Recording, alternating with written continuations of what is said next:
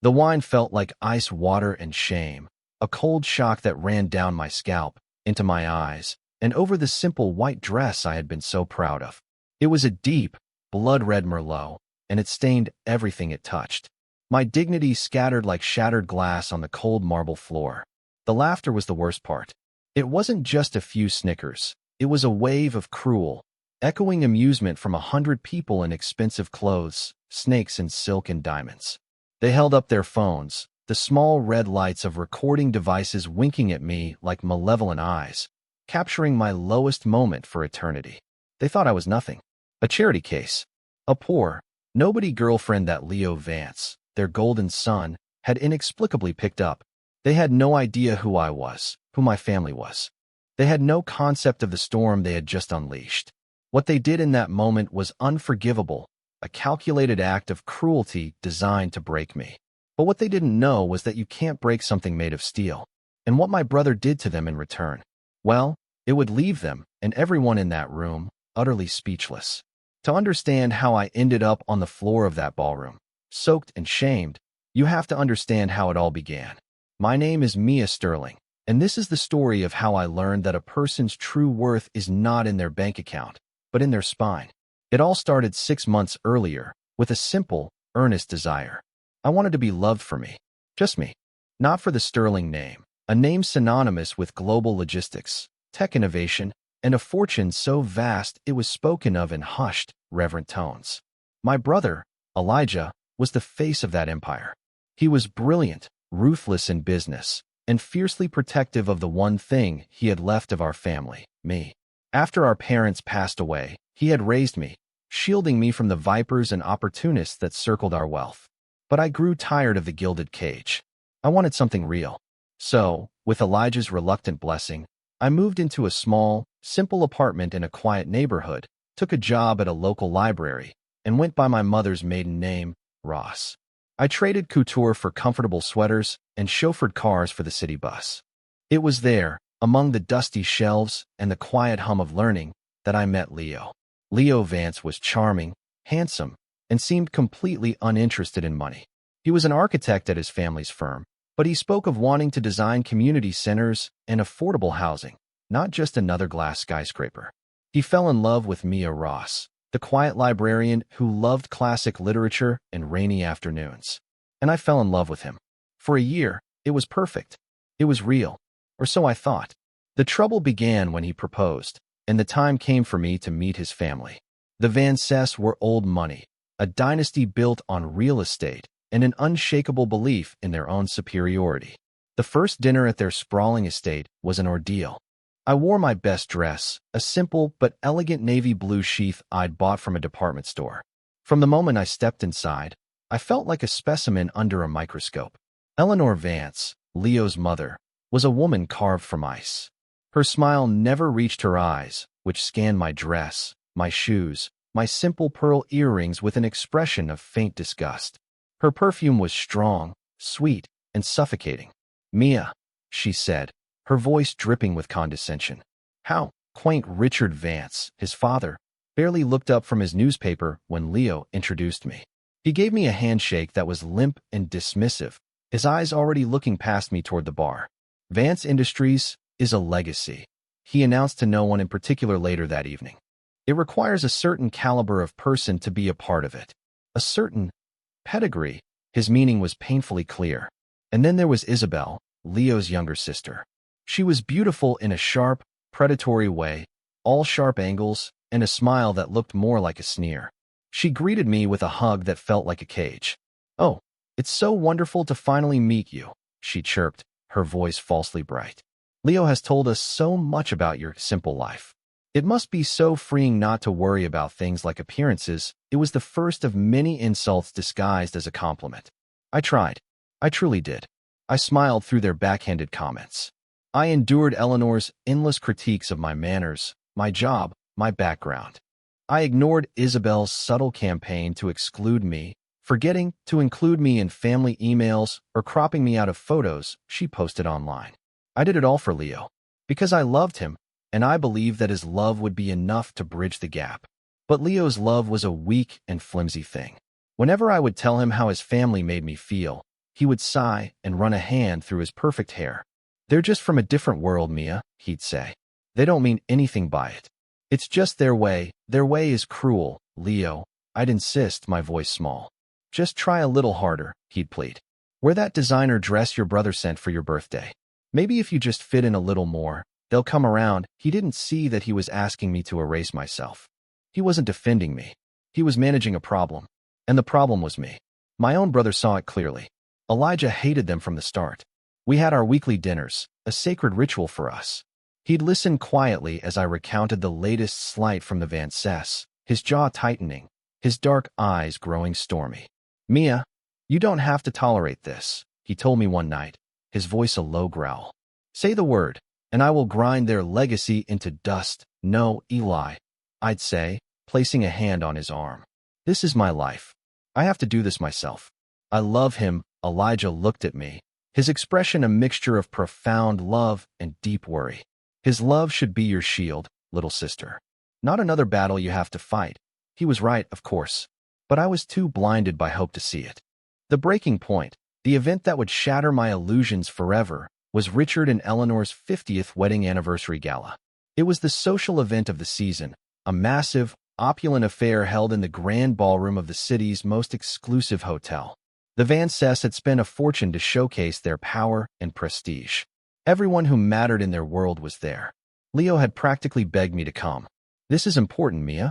It's a chance for them to see you as part of the family, to see us as a team. I agreed, my heart heavy with dread. I chose my outfit carefully. I didn't wear any of the designer clothes Elijah had sent me. That felt like a lie. Instead, I wore a simple, elegant floor-length white gown. It was modest, but it made me feel beautiful.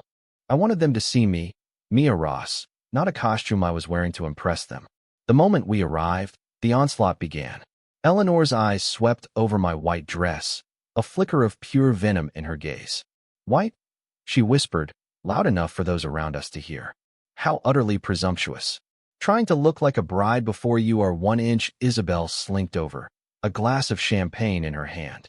Oh, Mia, you look so clean, like a blank canvas.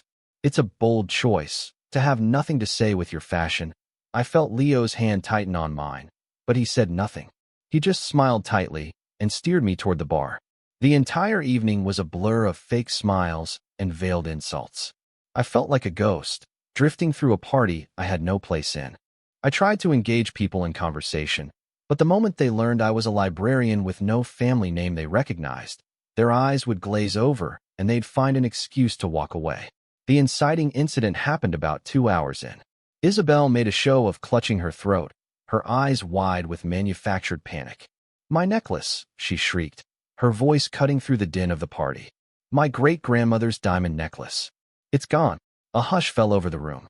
All eyes turned to her. I just had it, she cried, pointing dramatically toward a quiet alcove near the restrooms. I went to adjust it, and Mia was just coming out of that hallway. She was the only one there. Every head swiveled to face me. I felt the blood drain from my face. What? No, I was just in the ladies' room. Eleanor marched toward me, her face a mask of cold fury. She was a general leading a charge. Isabel is meticulous with her jewelry. She would never misplace something so valuable. Her eyes narrowed, pinning me in place. You've been eyeing that necklace all night.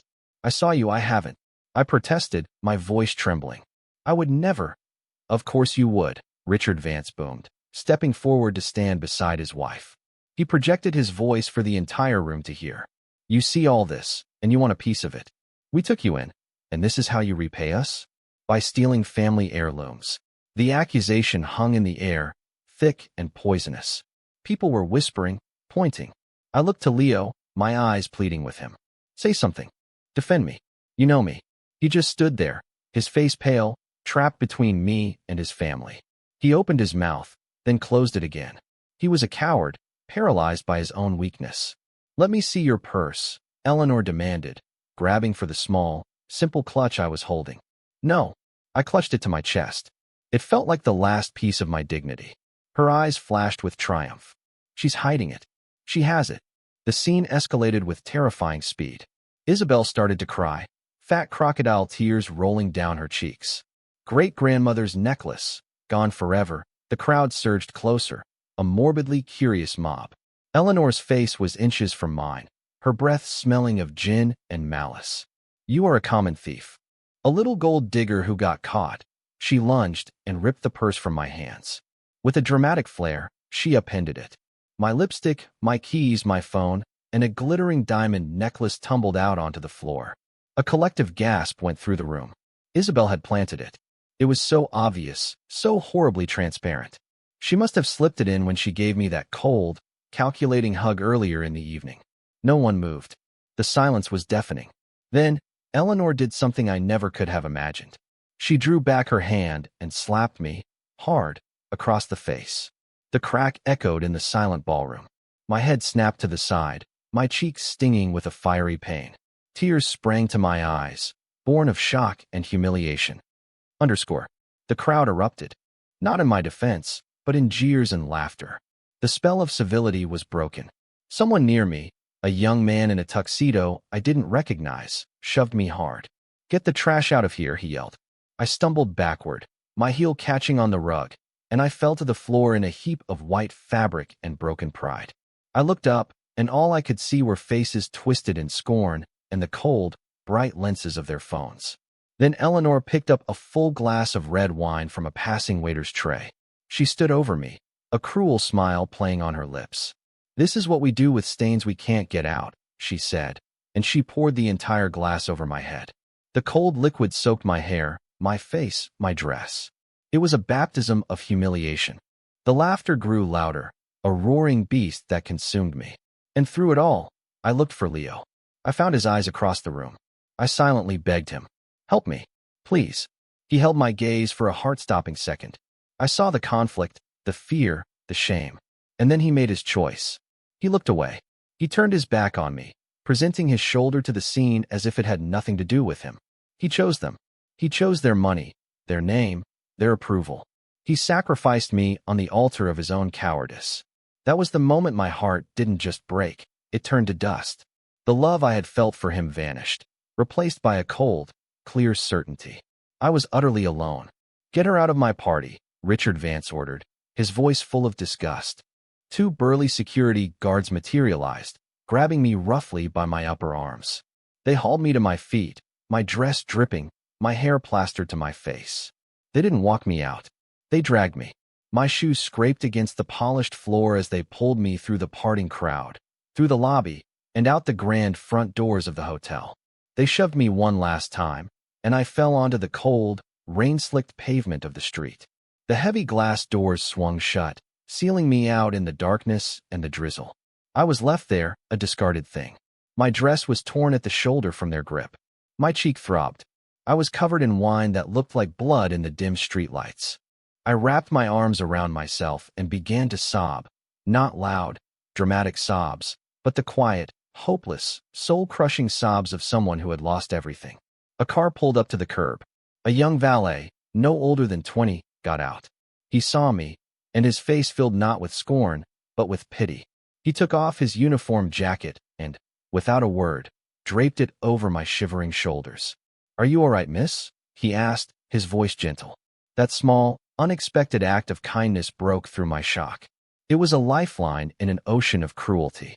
I couldn't speak, so I just nodded, clutching his warm jacket around me. He hesitated. "Can I call someone for you?"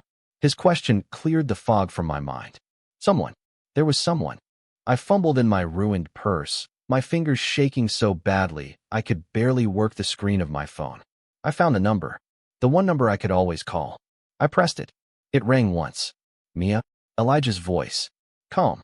Steady. I tried to speak, but only a choked sob came out. "Elijah," I finally whispered, my voice raw. "They hurt me." The line went silent for a beat. When he spoke again, his voice had changed. The warmth was gone, replaced by something cold and terrifyingly controlled. It was the voice he used when hostile corporations tried to take what was his. "Where are you, Mia?" I told him the name of the hotel. "Stay right where you are," he said, his words clipped and precise. "Do not move. I'm coming. And I'm bringing hell with me." He hung up. I didn't have to wait long. It couldn't have been more than 10 minutes. The rain started to fall harder, but I barely noticed. Then I heard it. A low, powerful rumble. Headlights cut through the night. Not one car, but a procession. A motorcade of 5 black SUVs, their tinted windows hiding whoever was inside, pulled up to the curb in perfect, silent unison. They looked less like cars and more like predators. The valet's eyes went wide. The doors of the center vehicle opened. Men in dark, impeccably tailored suits emerged, their movements fluid and professional. They fanned out, creating a protective perimeter. Then, from the back seat, my brother Elijah stepped out. He wasn't wearing a tuxedo. He was wearing a dark gray suit that probably cost more than my car, his white shirt open at the collar. He looked like a king who had been interrupted in his war room. His eyes found me immediately. The cold fury on his face melted away, replaced by a look of such profound pain and tenderness that it made me want to weep all over again. He strode over to me, ignoring everyone and everything else. He knelt on the wet pavement in front of me, his expensive trousers be damned. "Mia," he breathed, gently touching my bruised cheek. "What did they do to you?" He helped me to my feet, took off his own suit jacket, and wrapped it around me, replacing the valet's. It smelled of him, of power, safety, and home. He turned to one of his men. "Get her into the car, and find out who that valet is. He's getting a promotion." He settled me into the plush leather seat of the SUV, then turned back toward the hotel. His expression was once again a mask of cold, controlled rage. He was going back in. "Eli, don't," I whispered. "Let's just go." He paused and looked at me, his eyes softening for a moment. "They don't get to do this to you, Mia.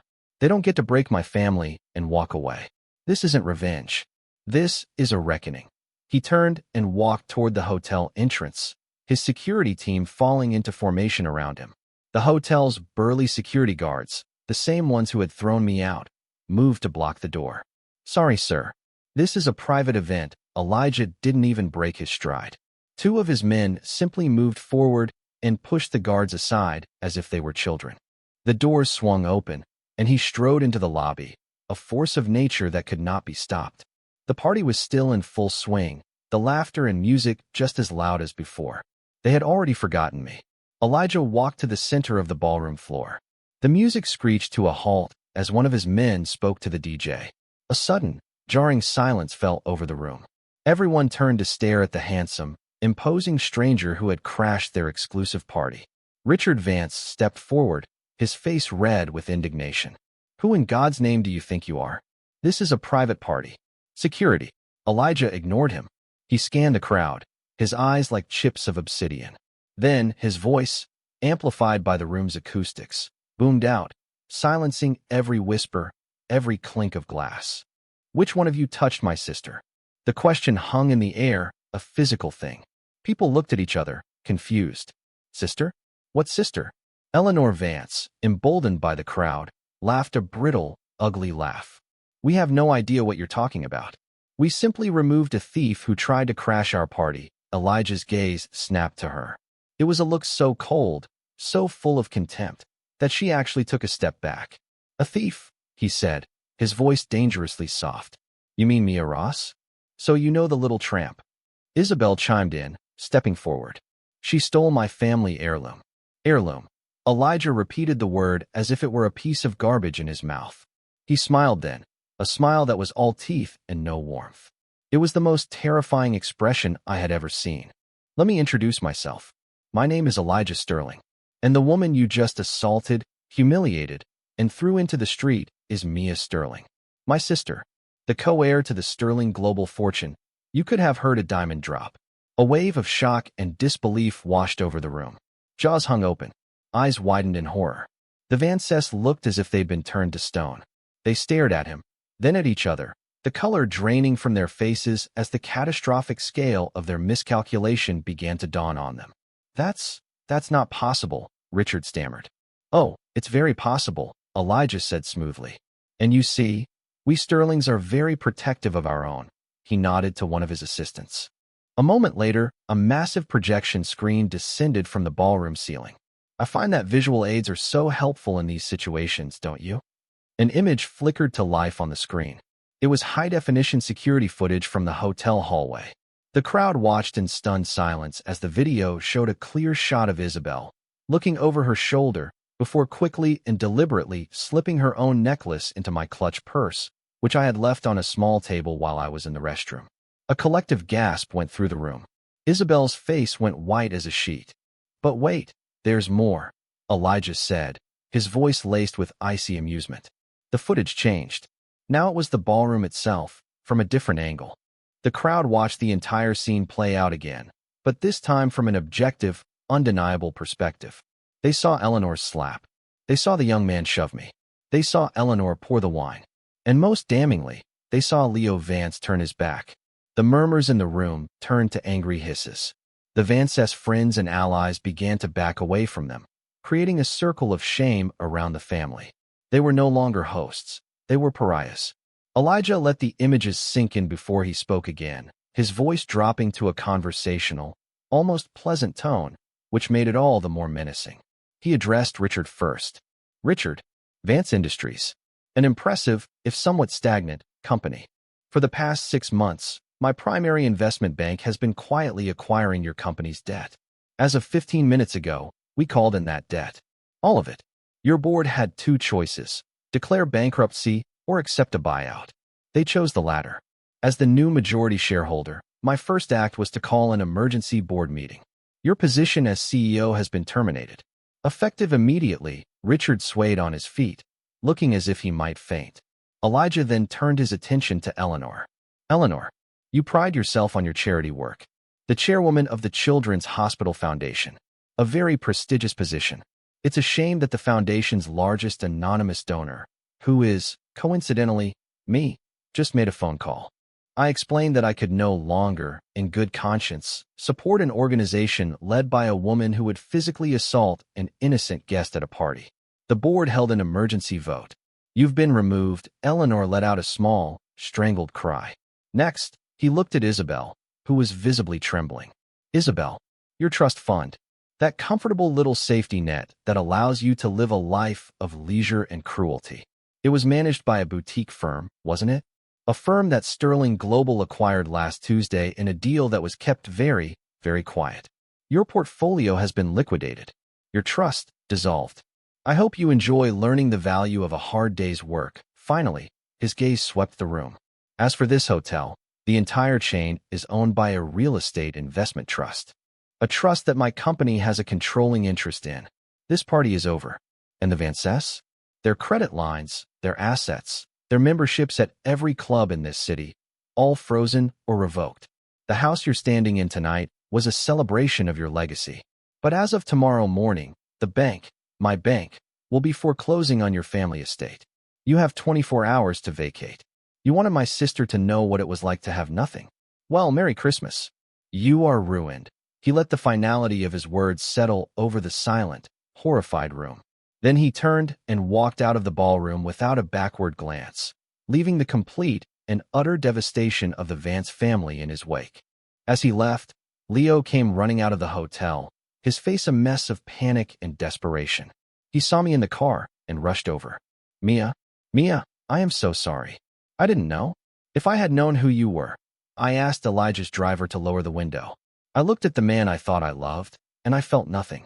No anger, no sadness. Just a vast, empty pity. The empowered woman my brother had just avenged looked at him, and for the first time, spoke with her own voice. That's the whole point, Leo, I said, my voice clear and steady. It shouldn't have mattered who I was. It shouldn't have mattered if my brother was a billionaire or a baker.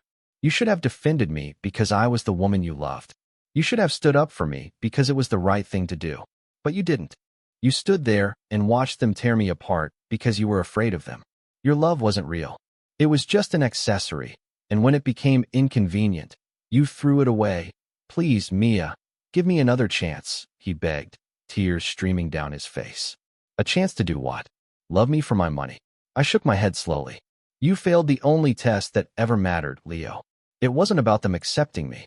It was about you defending me. You are a weak, hollow man. And I am done with you. I pressed the button, and the tinted window glided up, sealing him out. I told the driver to go.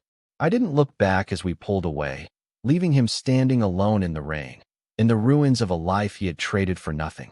6 months passed. Life changed in ways I could never have imagined. I didn't hide anymore.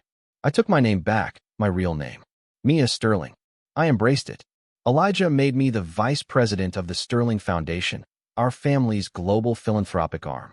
I wasn't just stamping my name on things. I was on the ground, developing programs for underprivileged youth, building shelters for women, funding scholarships for kids who had nothing but a dream. I found a purpose that was infinitely more satisfying than cataloging books. I was happy. I was strong. I was whole. The Van Cess, as Elijah had promised, lost everything. Their friends, who had been drawn to their wealth and status, abandoned them overnight. They were social lepers. I heard through the grapevine that Richard had suffered a breakdown. Eleanor had aged 20 years, and Isabel was working as a waitress in a drab, greasy spoon diner downtown. One rainy Tuesday, I was leaving a meeting nearby and decided to get a cup of coffee. I walked into that very diner, and there she was. Her designer clothes were replaced by a stained, ill-fitting uniform. Her perfect manicure was gone, her nails short and unpolished. She looked tired and beaten down by life. She saw me, and her eyes widened in fear and shame. She came to my table, her hands trembling as she held the coffee pot. "Miss Sterling," she whispered, her voice barely audible.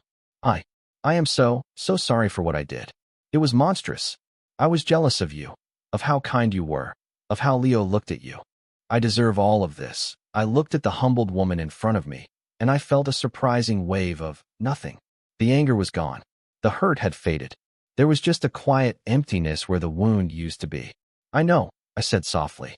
I took a sip of my coffee. "I forgive you, Isabel." She looked up, shocked. You do?" "Yes," I said, meeting her eyes. "But I'm not doing it for you. I'm doing it for me. Holding on to that much anger is like drinking poison and expecting the other person to die. It was eating me alive. I'm letting it go so that I can be free. Your punishment is the life you are now living.